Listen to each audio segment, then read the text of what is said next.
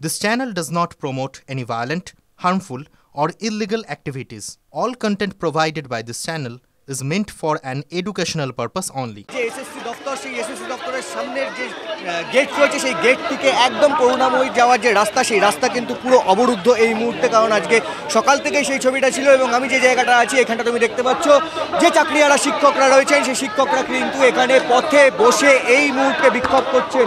আমি এই মুহূর্তে জানার চেষ্টা করব, মেহবুব রয়েছে আন্দোলনের অন্যতম মুখ, এই মুহূর্তে কি আপডেট পাচ্ছ ভেতর থেকে যে আপডেট, ওরা সেই ছলচাতুরি যা দীর্ঘদিন ধরে করে আসছে, জানি না কোন হাইকমান্ডের অর্ডার, ওরা মেনলি যেটা করতে চাইছে অযোগ্য টেন্টেড ক্যান্ডিডেটদেরকে আড়াল করার জন্য আমাদের মধ্যে একটা ডিভাইড অ্যান্ড রুল খেলার চেষ্টা করছে।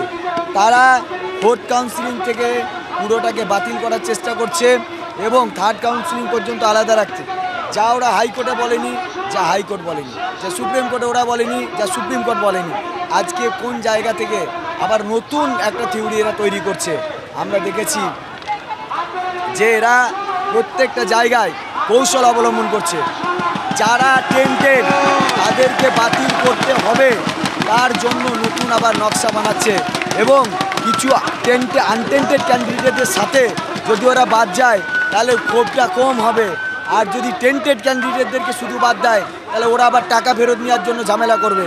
তাই এরা একটা মাস টার্মিনেশন করছে, যেখানে টেন্টেডও থাকবে আনটেন্টেডও থাকবে, ক্ষোভটা প্রশমিত হবে। এটা পুরো ধান্দাবাজি। আমরা কোনো খবর নিতে যাচ্ছি না, আমরা এখান থেকে নড়বও না, চড়বও না। আজকে যদি পুলিশ গুলি চালায়, গুলি চালাক, মারুক, আমাদের একটাই দাবি, আমরা ইমিডিয়েট লিস্ট পাবলিশ করুক।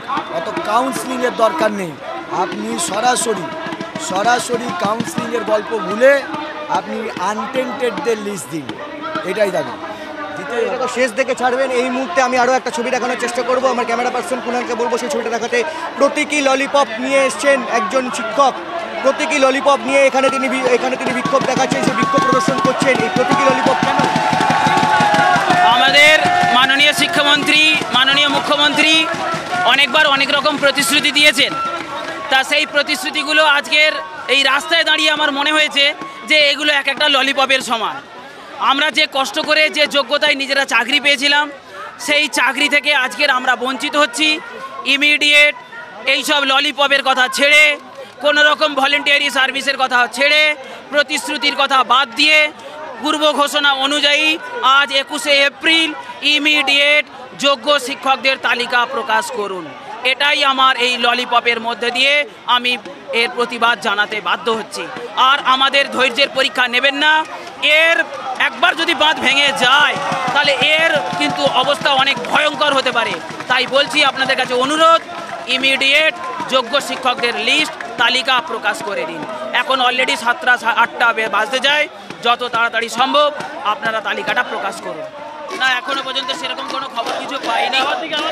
আমাদের এটাই প্রশ্ন যে এত দেরি কেন, যোগ্যদের লিস্ট বের করতে এত দেরি হচ্ছে কেন?